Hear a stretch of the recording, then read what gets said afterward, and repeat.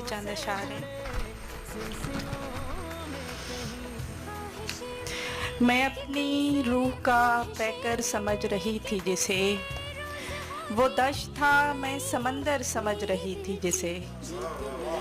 मैं अपनी रूह का पैकर समझ रही थी जिसे, वो दश्त था मैं समंदर समझ रही थी जिसे।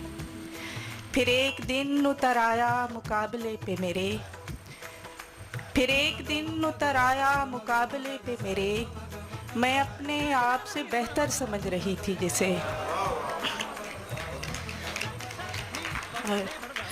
ऐन मुमकिन है गुले ताज़ा में खुशबू न रहे, नहीं मुमकिन मैं रहूं मुझ में मगर तू न रहे।